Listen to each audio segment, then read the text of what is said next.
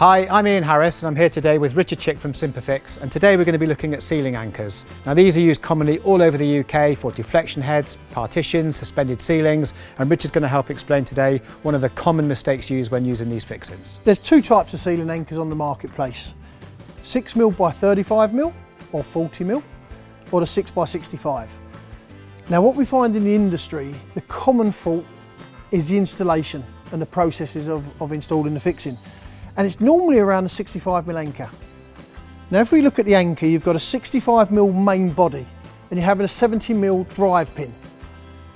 Normally what you'd expect is to drive the pin down over the wedge shape to expand into the concrete.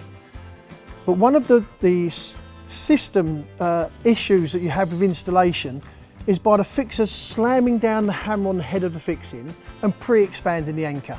And I'll try and show you what we mean. As it's going through the base material, okay, definitely. Yep. So we've already got a pre-drilled 6mm hole. Yep. The anchor goes in and the fixer already starts hammering on the pin. Yep. Now this is the first thing that we notice on a job site. Yep. Because they're pre-expanded, sometimes the pin doesn't always go in. So you get bending, the bending mode failure of just hammering home. That's a recognised failure. The other issue that we find, now this is one that we did earlier on.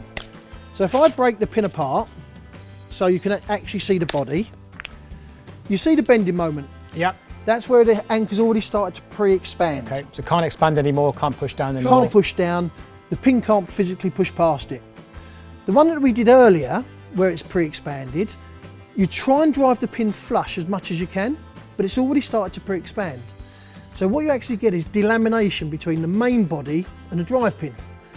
That has to have a detrimental effect on the shear loading capacity of the pin. Right.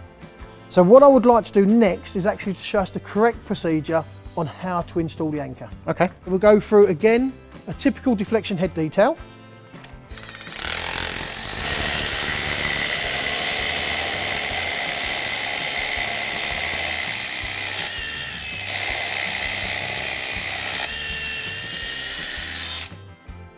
The correct procedure of the installation of the ceiling anchor.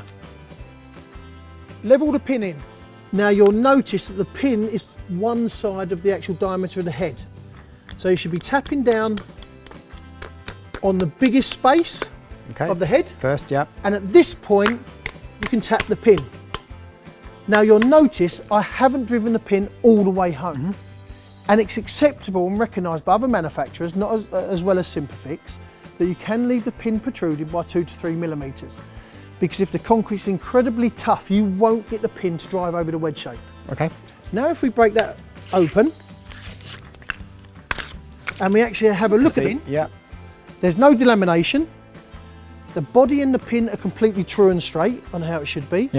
And that fixing is now prepared to be loaded to any type of tensile shear loading that we're looking for. So as that's now set, that main body's set, if you were to continue to hit that pin, you'd end up with the same situation we have over here. You would, you'd get delamination of the body. Okay.